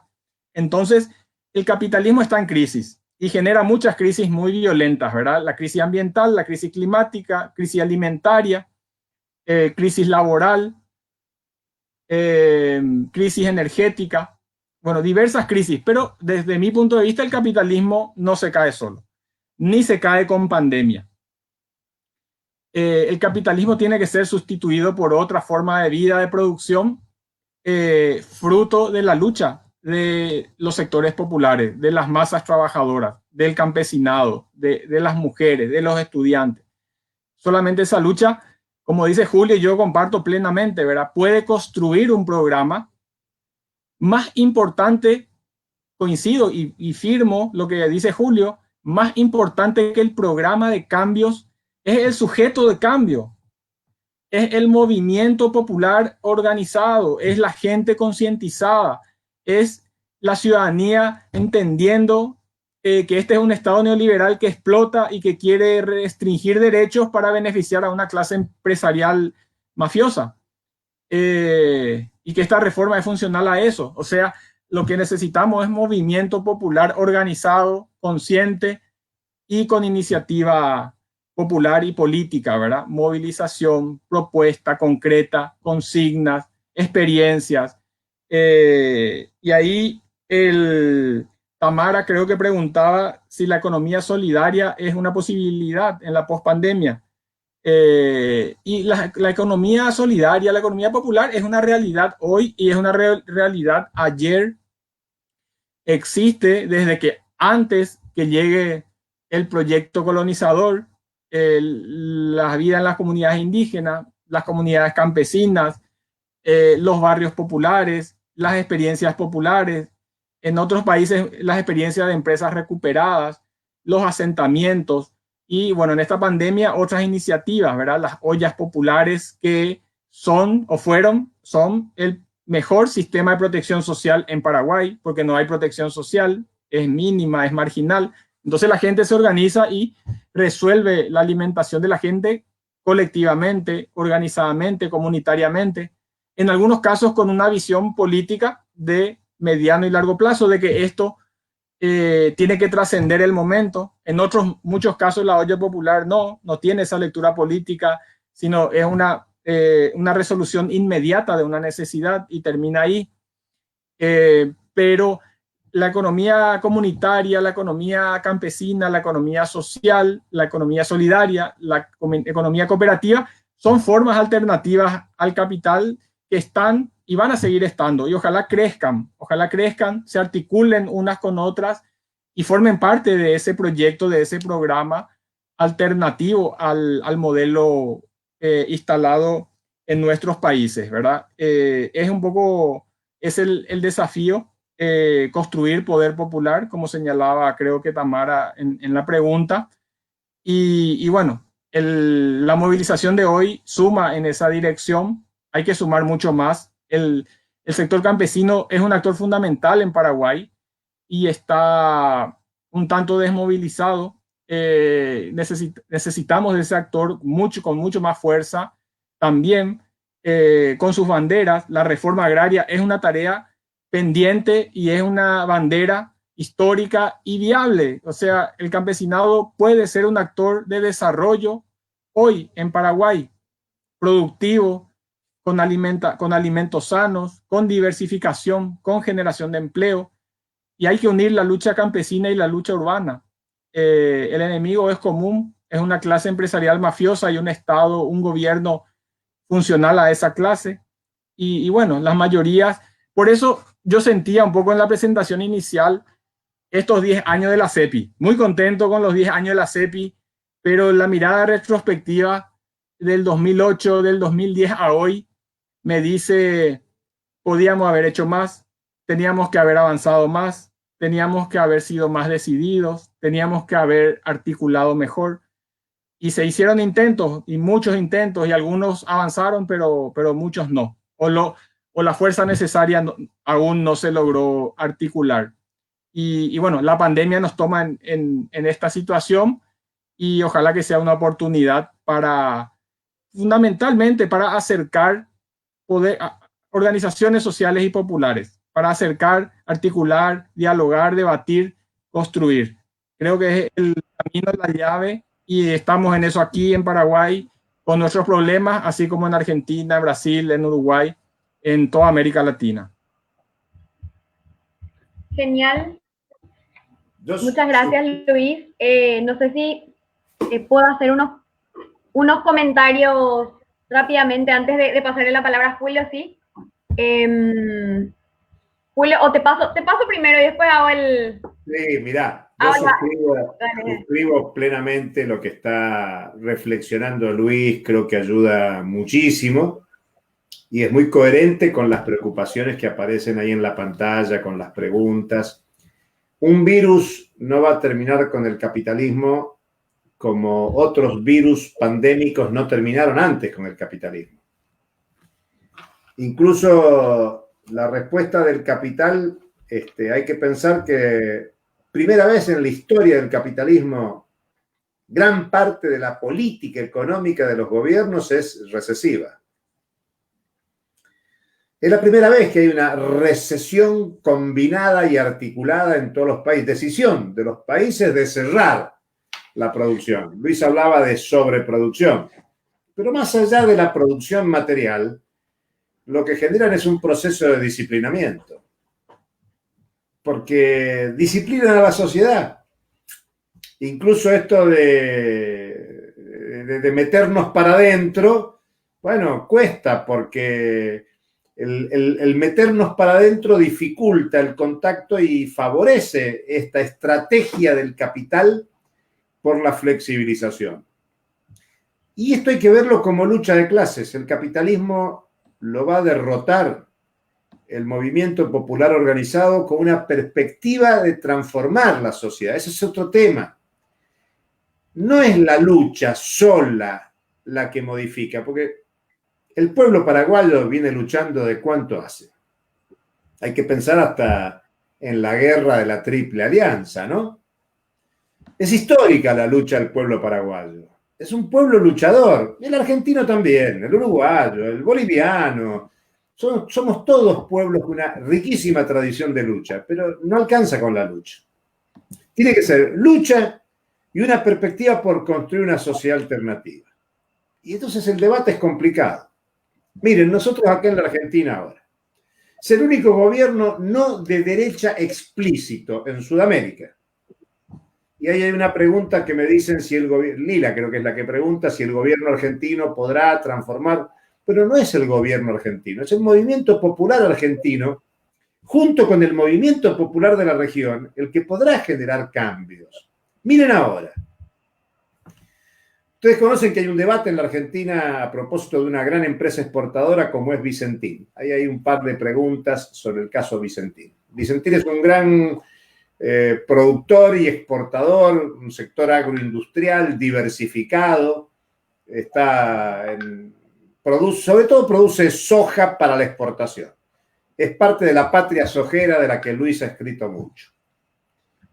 Vicentín es uno de los grandes productores y exportadores, subordinado al paquete tecnológico de las grandes transnacionales. Es una empresa que hace 90 años surgió de inmigrantes llegados a la Argentina y construyeron una empresa familiar. Pero que en la dictadura militar de los 60 y los 70 aprovecharon la dinámica de reestructuración de la economía y, por ejemplo, Vicentín es parte de la estatización de la deuda privada. O sea, fue beneficiado por la dictadura militar. De Vicentín hay trabajadores desaparecidos. O sea, hay complicidad con la dictadura militar. Hoy se discute, el Estado quiere meterse con una empresa privada que ha hecho historia en la Argentina, es una empresa que ha hecho historia bajo los subsidios del Estado bajo dictadura militar, en complicidad con la desaparición de trabajadores. Y más recientemente, incluso en tiempos del gobierno macrista, recibió beneficios financieros del Banco Público, el Banco de la Nación Argentina, afectando una cifra gigantesca de recursos públicos gestionados y administrados por el Banco de la Nación, pero también del Banco de la Provincia de Buenos Aires, del Banco de la Ciudad de Buenos Aires y de bancos privados que tiene acciones del Estado, como es el Banco Hipotecario. Unos estafadores que le deben dinero al ente de recaudación, sea la aduana o el ente de recaudación impositiva, tributos. Le debe a 2.500 productores agrarios que le entregaron la soja y nunca la pagó. Entre el año 2018 y el 19 su balance muestra una descapitalización del 80% del patrimonio. Le echan la culpa a la devaluación. Pero si es una empresa que está vinculada al mercado mundial, vende y cobra en divisas, ¿qué tiene que ver la devaluación? Nada. Y tiene una pérdida del 80% del patrimonio. Una estafa gigantesca. Para que 3.000 trabajadores no queden en la calle y otro tanto de trabajadores vinculados, lo que el gobierno nacional dispuso es la intervención, la expropiación y un anuncio de cambiar al modelo de soberanía alimentaria. Bueno, eso fue un discurso en origen, pero la lucha de clases actúa. Y este día sábado, Día de la Bandera en la Argentina, la derecha hizo una gigantesca para las condiciones de cuarentena, movilización en defensa de la propiedad privada, donde hay mucha gente que se movilizó y que uno dice, ¿pero qué estás defendiendo? Por eso yo hace rato decía, no alcanza con tener la razón. El tema es que hay mucha gente que está siendo manipulada por medios de comunicación privados que actúan en todos nuestros países y generan conciencia social. Eso exige de nosotros mucho más trabajo. Por lo tanto, lo que Vicentín se encuentra con un accionar del gobierno que es obstruido por los medios de comunicación, por la derecha que existe en la Argentina y que obtuvo nada menos que el 45% de los votos en la última elección presidencial. O sea, no es una derecha derrotada políticamente en la Argentina. Digo para no subestimar, ni en Paraguay, ni en Argentina, ni en ningún lugar. No estamos en un tiempo para subestimar en el marco de esta lucha de clases. Y por lo tanto actúan los distintos mecanismos. Como Vicentín está en un proceso concursal, actúa la justicia, que es un poder independiente. Como Argentina está dividida en provincias, el gobierno de la provincia de Santa Fe, donde está sentado Vicentín, que es del mismo signo político que el del presidente, también actúa con criterio propio. Y entonces hay una dinámica de lucha donde la cuestión está abierta. Y nosotros estamos dando una batalla. Hoy les cuento, trabajé todo el día, estamos generando una declaración pública de intelectuales críticos, de dirigentes sindicales, sociales, del partido de gobierno, del Frente de Todos, pero también de los que no somos del partido de gobierno. Porque esto es una lucha política contra un sector hegemónico, como es una gran empresa vinculada a la producción y a la exportación, al modelo del agronegocio. Y ahí se juega esta batalla. Pero esta no es una batalla del gobierno, es una batalla del movimiento popular que tiene que presionar para que se avance en el proceso de expropiación. Hoy no se está discutiendo la expropiación. Por eso no es solo el tema del caso Vicentín o lo que diga el presidente, sino cuál es la dinámica de lucha de clases para imponer tales condiciones. Por ejemplo, voy a dar otro ejemplo. El tema de la Argentina está discutiendo la deuda. Y mientras discute la deuda, el Parlamento argentino aprobó en diciembre que el gobierno puede negociar y mientras tanto pagar, lo autorizó a usar 4.500 millones de dólares de reserva para pagarle a los acreedores. Una cantidad fenomenal. Piensen todo lo que se puede hacer con 4.500 millones de dólares. Argentina está usando esos recursos mientras negocia. Pero al mismo tiempo el gobierno dijo, vamos a cobrarle un impuesto a las grandes fortunas, a 12.000 personas. Argentina tiene 45 millones de habitantes. A 12.000 personas para recaudar 3.800 millones de dólares. Bueno, eso se dijo, pero nunca llegó el proyecto al Parlamento. Es decir, se gastan 4.500 millones de dólares de reservas para pagar y no se termina de presentar un proyecto de impuesto a las grandes fortunas a 12.000 individuos para poder sustentar ese gasto público de los que preguntaban. Por eso yo lo que quiero señalar, coincidiendo mucho con Luis, que esto es un tema de lucha. El capitalismo no muere solo, al capitalismo hay que derrotarlo y se transforma desde la cotidianeidad. Por eso insisto que este debate es importante, en tanto y en cuanto no seamos dogmáticos. ¿Qué quiero decir con no ser dogmáticos? Ser críticos de esta época, tomar el aporte de la crítica desde Carlos Marx a todos los que contribuyeron desde Carlos Marx para acá, pensando en Mariátegui, en el Che, en Fidel y en todos los que ustedes quieran pensar para recuperar la crítica, pero hacer la crítica correspondiente del capitalismo de esta época. Y la crítica al capitalismo de esta época incluye nuestra fragmentación. Perdónenme que ponga la primera persona del plural, porque los que estamos divididos somos nosotros. Cuando digo nosotros, estamos divididos en la izquierda, estamos divididos en el movimiento popular. Tenemos que generar un agrupamiento del movimiento obrero, campesino, estudiantil, de mujeres, medioambiental, para lograr construir ese programa en conjunto. Luis decía muy bien, me encantó, más que el programa, el sujeto, que en su práctica construye el programa. Bueno, me parece que por ahí viene la cuestión y yo también, digo por la hora, celebro los 10 años de la CEPI y que se celebre pensando críticamente. No sé si todo lo que decimos será lo más adecuado, pero sí está pensado para que construyamos una nueva realidad. No estamos derrotados, no estamos vencidos. Para eso tenemos que seguir desarrollando, ejerciendo el pensamiento crítico para transformar la realidad. Feliz cumpleaños, CEPI. Genial, muchas gracias, Julio. Muchas gracias. Si les parece, quiero compartir con ustedes unas rápidas reflexiones, un poco siguiendo lo que nos estuvieron compartiendo Julio y Luis, y después leer unas últimas preguntas. Primero, decir qué importante esto que compartía con nosotros Julio de preguntarnos qué es soberanía alimentaria, en general de cuestionar los conceptos, de construir esos conceptos juntos, qué es la seguridad laboral, que construyamos eso como compañeros en mesas de trabajo intersectoriales, hoy que se está hablando de reforma del sector de jubilaciones y pensiones en Paraguay. ¿Qué es la privatización? Creo que lo sabemos todos. ¿Por qué no la queremos? ¿Por qué no queremos privatización de la ANDE en Paraguay, que es la Administración Nacional de Electricidad? Tampoco del Servicio Público de Agua, que todavía es mayoritariamente público.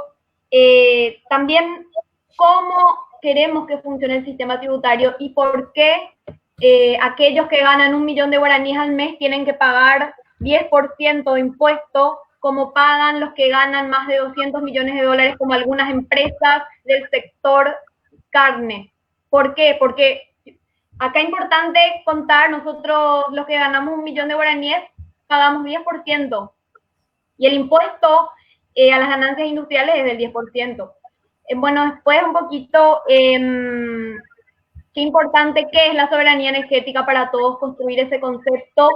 Y por otro lado, aparte de este construir conceptos que creo es algo importante que menciona Julio, compartir un ratito que recién nos llegaron noticias de que en todas las cabeceras departamentales del país existieron movilizaciones.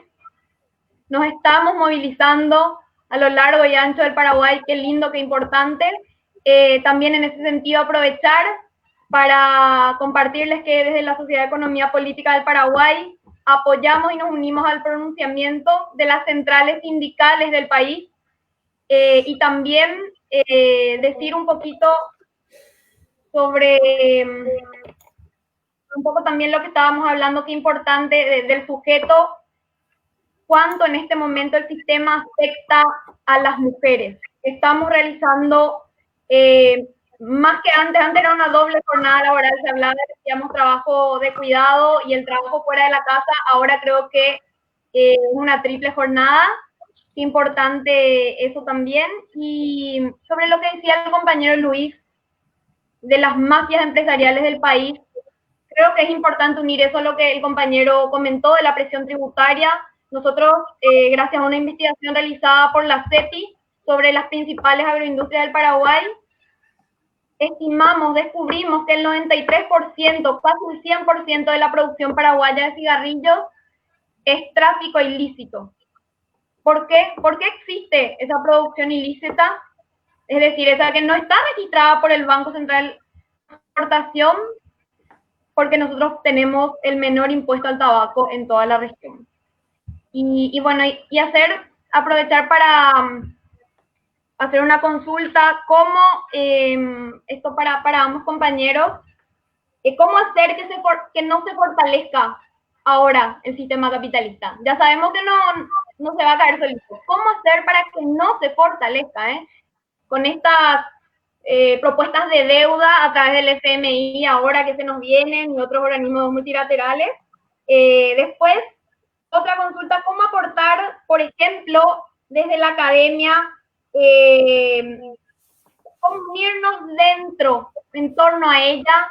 Esto les pregunto a ustedes, que sé que también son profesores, ¿no? Y también una consulta me parece muy importante, hablar un poco en términos de impacto de las crisis que tuvimos, la del 2007-2009, que es una crisis financiera global, y esta que está ahora sanitaria y económica, un poco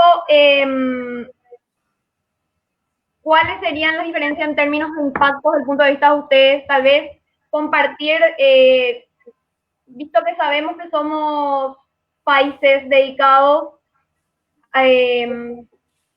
grandemente a la exportación de materias primas, ¿cómo, por ejemplo, creen que nos puede afectar la reducción temporal de la demanda, que seguramente va a continuar, de commodities? En ese sentido, un poco, por favor, si pueden compartir los compañeros la perspectiva que ven dentro del mercado de exportaciones, un poco sobre el proteccionismo o no que se viene.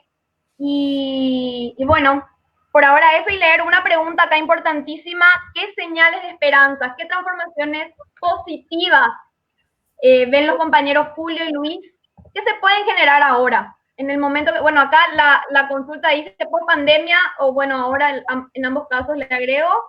Después, acá recordamos, o sea, la compañera Aleli, nuestra presidenta, recuerda que es importante que recibió un bloqueo injusto, genocida ilegal por parte de los Estados Unidos.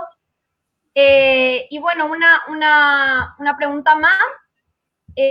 Aquí Rodrigo Vázquez Gómez dice, consulta para los dos panelistas, ¿hay salidas a la crisis del capital dentro del capitalismo?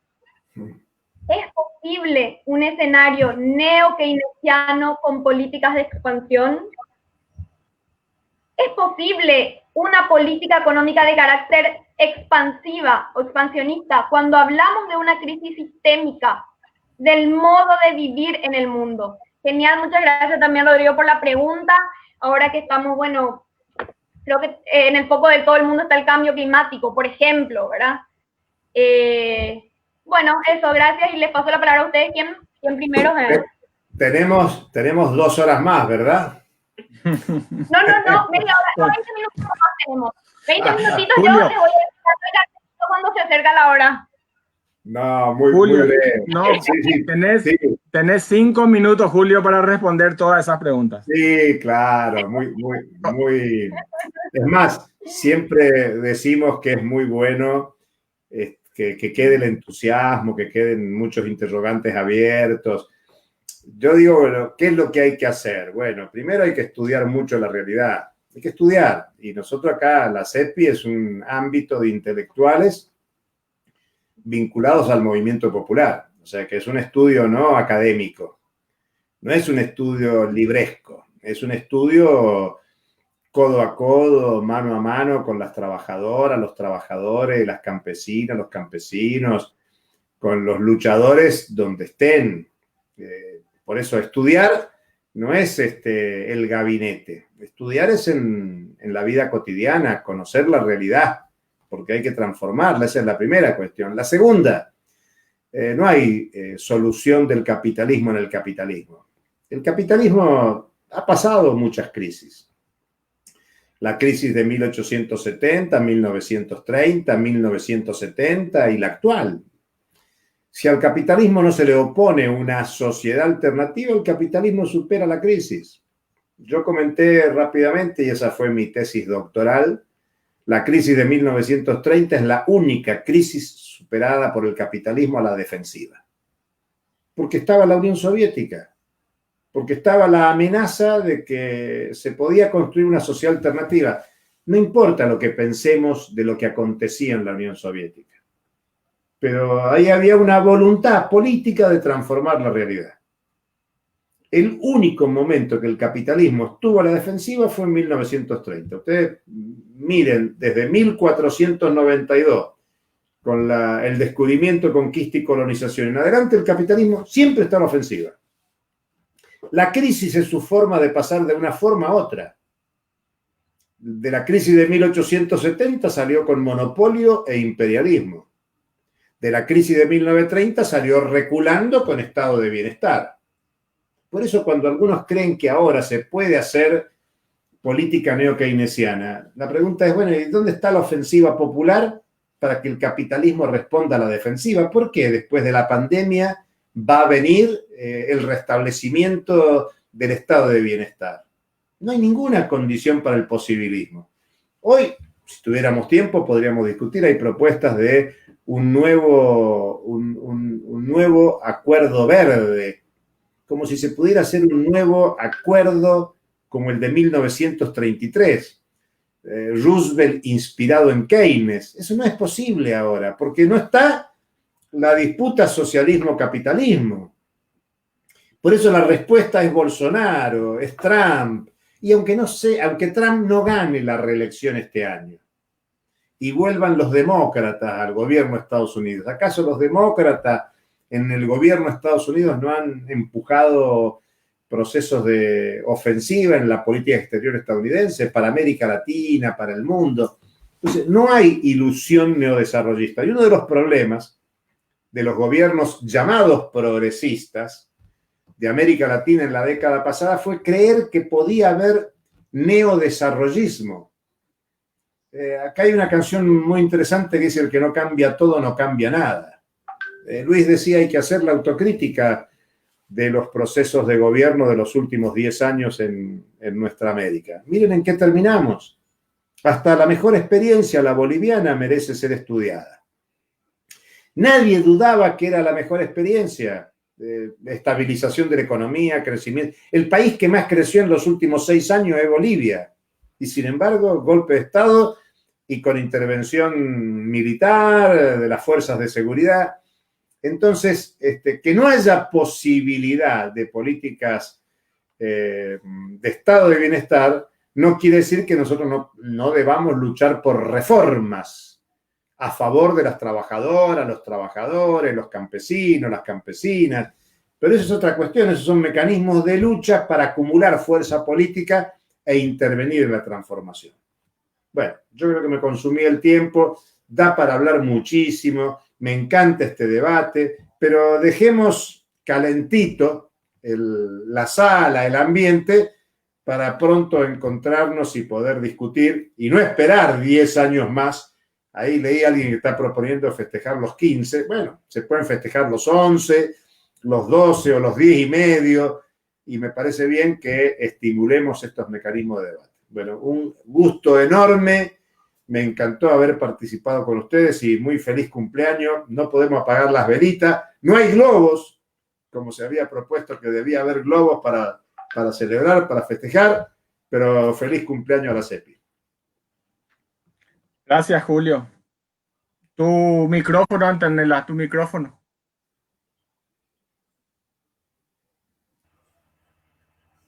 Muchísimas gracias, Julio. Ya vamos a tener ahora en el cumple número 11. Qué linda idea, ¿por qué no festejar cada año con estos debates? Qué linda idea. Bueno, te agradecemos muchísimo tu presencia. Te pedimos que por favor te quedes un rato más con nosotros mientras Luis nos comparte también sus respuestas. Y bueno, un fuerte abrazo de Paraguay hasta dentro de un ratito. Luis, a vos la palabra. Bueno, nos alargamos un poquito, Julio, disculpanos que nosotros también te queremos sobreexplotar. No, ojo, acá estamos ya en ambiente pregunta e intercambio. Así brevemente, de las preguntas, ¿verdad? Para no dejar sin responder, alguien preguntaba por qué no privatización de la ANDE o algo así, ¿verdad? Una de las consignas de la movilización de hoy. Y básicamente porque, bueno, no estamos de acuerdo con la mercantilización del acceso a bienes y servicios fundamentales, ¿verdad? A derechos, en este caso la energía. Creemos que el Estado debe garantizar el acceso a la electricidad y no dejar en manos eso del juego del libre mercado, de la oferta y demanda, de que acceda quien puede pagar. Es un debate, bueno, que lo podemos plantear en el ámbito educativo, en el ámbito de la salud, en el ámbito del agua, de las telecomunicaciones. Sí, son derechos que deben ser garantizados por el Estado o son mercancías que accede quien puede pagar. Bueno, ahí un poco el rechazo a las políticas de privatización, en este caso de la empresa de energía eléctrica. Otra, ¿cómo hacer para que no se fortalezca el capitalismo? Y lo fundamental es lo que Julio dijo, lo que mencionamos, ¿verdad? De gente, de ciudadanía, trabajadores conscientes, organizados, en perspectiva de un nuevo modelo de sociedad, planteando alternativas al consumo, al uso de los recursos naturales, al alimento, a las matrices energéticas.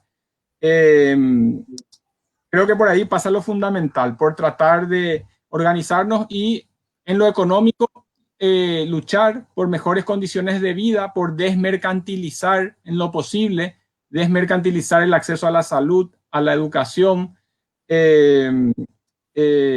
a los servicios básicos. Son todas luchas por mejorar las condiciones laborales de trabajadores y trabajadoras, el salario mínimo, de los contratos, de la mínima estabilidad laboral, volver a colocar que el trabajo no es un costo, el trabajo es gente que necesita vivir y satisfacer necesidades colectivas, familiares.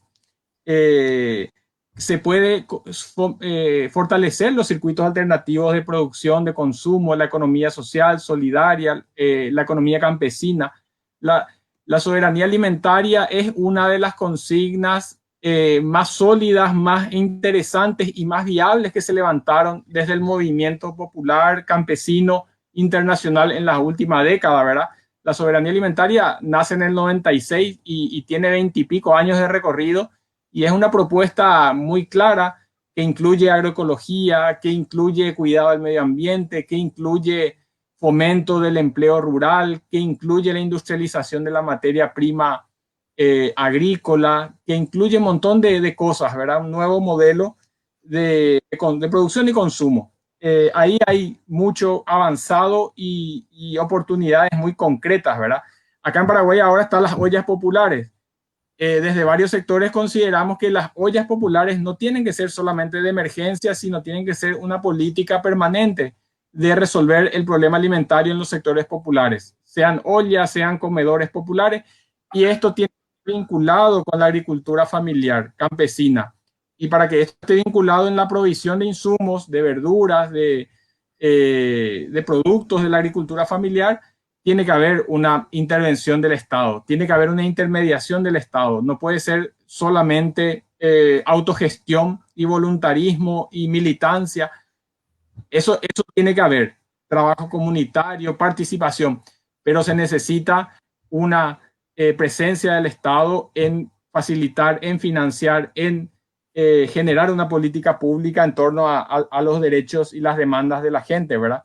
Entonces, por ahí hay muchas ideas y ya tendremos nuevos encuentros, nuevos paneles para conversar sobre eso y otras cuestiones. La crisis actual creo que es más grave o se agudizó las contradicciones de la del 2008, o la salida generó más problemas en el proceso en estos últimos años. Yo creo que estamos en una etapa de súper extractivismo, en una etapa de súper explotación del trabajo y de la naturaleza en niveles absolutamente demenciales y suicidas e insostenibles. Lo del petróleo es paradigmático en esto, ¿verdad? Un petróleo que se produce en una cantidad enormemente superior a la demanda existente hoy, ¿verdad? Por eso el precio del petróleo llegó a estar en negativo, a cero, y ahora creo que está en 20 o 25 dólares el barril. Esa sobreproducción descomunal que no tiene nada que ver con las necesidades de consumo existentes, ¿verdad? Y con la soja pasa algo parecido. La soja antes de la crisis del 2008 estaba en 600 dólares la tonelada. En el 2010 estaba en 400 dólares la tonelada y hoy en el 2020 está en 300 dólares la tonelada.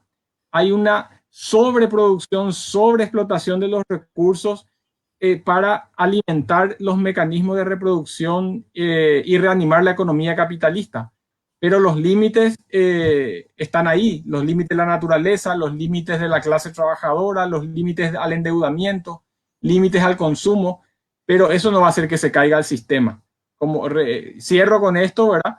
La construcción colectiva de un modelo alternativo que ya es práctica, ya hay prácticas, pero que tiene que ganar volumen y dimensión y escala nacional y continental, es la tarea pendiente. Y bueno, ahí estamos, Julio, Antonella, en ese empecinamiento.